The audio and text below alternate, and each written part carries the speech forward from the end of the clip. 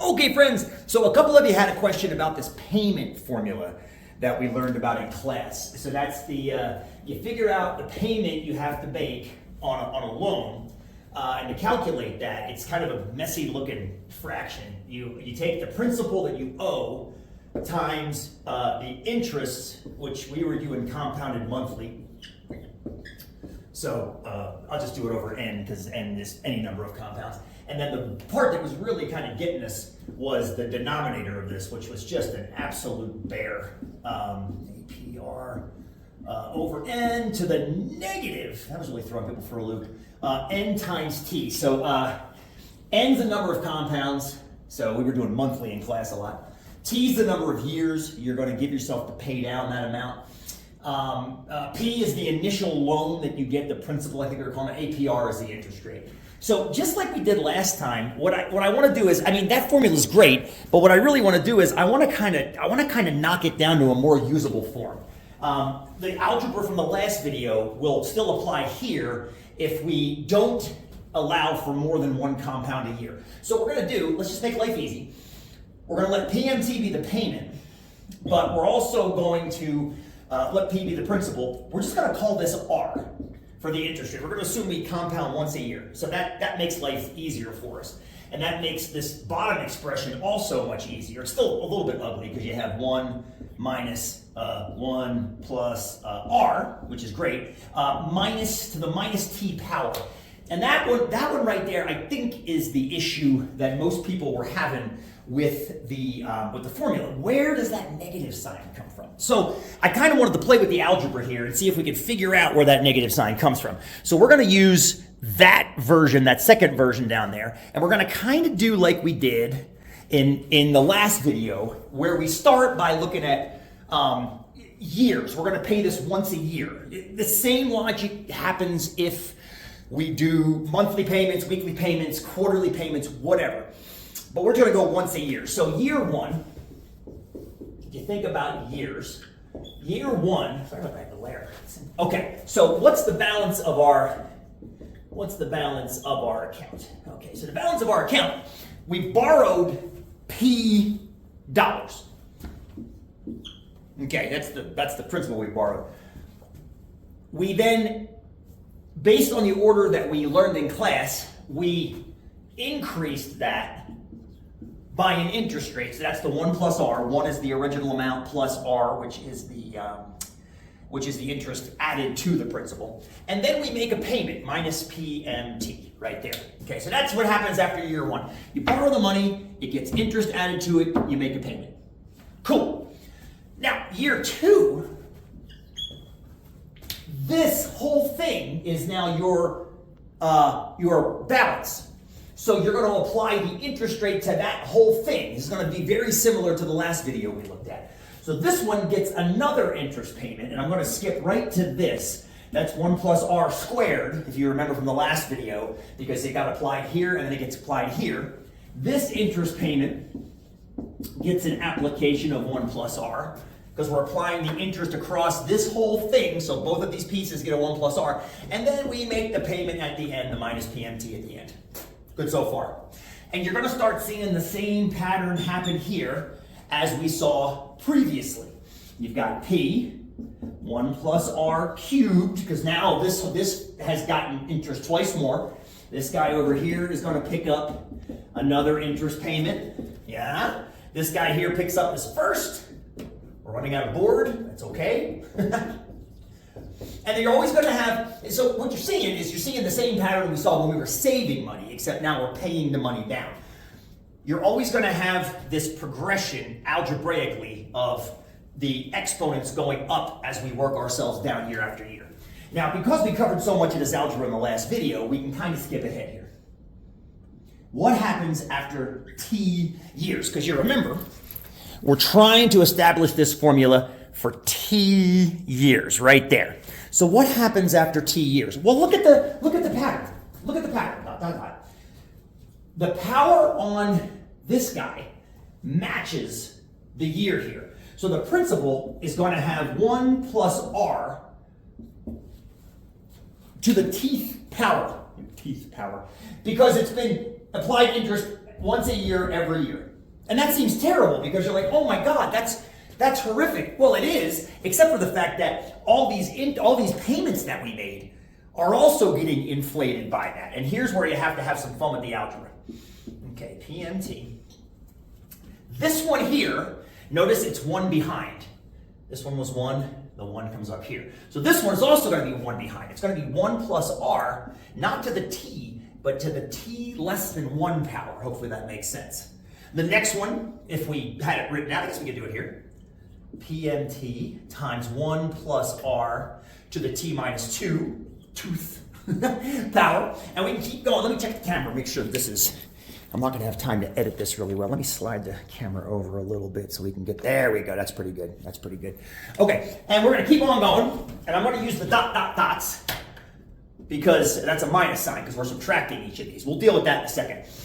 And then eventually we're going to get down to, 1 plus r squared minus just 1 plus r. This would have been the last year's payment with 1. And then finally, we're going to make one more payment of that PMT.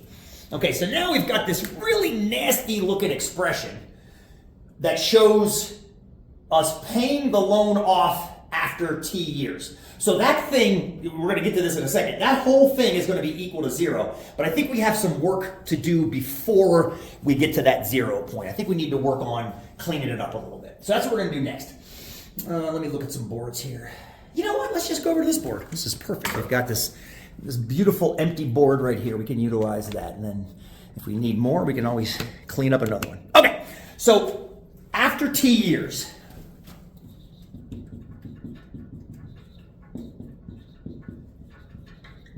that expression we just had has 2 main components. The first component is that principal with the 1 plus r to the t power. That's the first piece. All of the next pieces, if you recall, let's swing back to look at them. All of the next pieces have that minus PMT in the front. Minus PMT, minus PMT, minus PMT. So what I'm going to recommend we do is we pull that minus PMT out of each one. Okay, here comes the algebra. I warned you. And then we're going to leave behind the factors that remain. The first one was 1 plus r to the t minus 1. Now this is going to be a plus sign because I pulled the negative out. So this is going to be a sum. 1 plus r to the t minus 2. I wrote the wrong thing there. Apologies. Plus ... And I'm just going to skip right to the last 2. 1 plus r. And if I pull that last payment out, we're going to get plus 1. Because that plus 1 represents me pulling the payment out. You can see it right there in the corner. All right, awesome. Now, this is starting to look pretty good. This is pretty clean, and this is pretty clean. What's not pretty clean yet is this mess here. This mess right here. That is a little bit, well, it looks infinite because it has those dots in the middle. So what I'm going to do here is, where can we go? Let's go over to that board. We're doing all kinds of running around here. This is fun. And we're going to have some fun with that expression like we did in the last video with worse sound, of course. But we're going to have some fun with that expression right there. And we're going to play with it in the exact same way that Dr. Monk, you remember my good buddy Dr. Monk from University of Delaware, played with it. So that thing, that 1 plus r to the t minus 1, plus 1 plus r to the t minus 2, plus ... plus 1 plus r, plus 1. That equals something. It sums up to something. So I'm going to call that, what should we call that? Let's call that, we're going to create a variable and then get rid of the variable. We don't need the variable for more than a second. Let's just call it x. We haven't used x yet, and it's not going to be around very long. Now, Dr. Monk, if you remember, said, what would happen if you multiplied all of this by 1 plus r again? This is back from that previous video, so I'm going to do that. This is going to become 1 plus r to the t. This will become 1 plus r to the t minus 1. This guy here becomes 1 plus r squared, and this guy becomes 1 plus r. And this becomes x to the 1 plus r. Okay, make sure that's all in frame so we can see it. Looks pretty good. A little bit glary. Sorry about the glare, but I think you're getting the main point. Now, if you remember from the last video, Dr. Monk then said, this one is bigger than this one, so do this one minus that one. I said, okay, Doc. So here I do this, x, times 1 plus r, minus that x, That took care of itself nicely. And here's where the fun part comes in. This is where that telescoping series happened. If you remember, I don't know if I called it a telescoping series in the last video, but each of these terms has a matched pair in the sequence. This 1 plus r squared has it canceled back there. This guy cancels that one. And the only one that's left is that one. So really, this whole thing is equal to 1 plus r to the t minus that one. Now, this is exceptionally nice because now we can actually solve this thing for x. A little bit more algebra. Hopefully you're seeing it's the same algebra from the previous video. So you got 1 plus r to the t minus 1. I'm leaving that just like it is. I don't want to change that. This guy over here, though, equals, I'm going to pull the x out. And that leaves a 1 plus r minus 1, because that x got an x pulled out too. So this x leaves the 1 plus r. That x just leaves a minus 1. Well, that's kind of nice, because now we have this one equals, the 1 minus 1 cancels, and it's just x times r, and we can divide both sides by r. And this is starting to look, my dear friends, this is starting to look pretty good as far as algebra goes. Because although that was a lot of algebra we just did, that thing right there can get subbed in this guy over here that I circled in that reddish ink. So what we can do is, I can bring this part down, p times 1 plus r to the t, that's left over from the second bit of algebra we did before, minus the payment, and now this whole thing is equal to that, which is 1 plus r to the t minus 1 over r. Okay, so far so good. Hopefully it's looking okay. Now remember, this is after we've had the loan for the length of the loan. So the idea is now, whatever amount this is being canceled by all the payments you did. That's the whole point of the payments, right? It spreads the payments over the length of the term, the t, and it cancels itself. So this, my dear friends, should equal 0 because it's going to cancel itself out. That's the whole point. This cancels this. All your payments with interest applied to them are going to cancel the principal with all the interest applied to it. Hopefully that makes sense. And that makes me happy because then we can start moving things around. As awful as this thing looks, and it does look, I'm not going to lie, it looks pretty awful. As awful as it looks, this is just the principal times this thing minus the payment times this thing. So I can move, I want to move, if it's okay with y'all, I want to move this over to that side. So you're going to have the principal times 1 plus r to the t equals the payment times all this mess. 1 plus r to the t minus 1 all over r. Okay, all I did was I just took this whole thing and moved it over there, slid the equal sign over. Okay, it's looking pretty good. It's looking pretty good. I'm not going to lie to you. It's looking real good because we now have, at least we've got the payment kind of by itself right here. So what I'm going to do, and this is going to be, I might need another board. It's amazing how many boards this thing is filling. Maybe I can just spin this one upside down. Well, for right now, I'm going to divide both sides by this mess over here. So I'm going to move that whole thing over to here.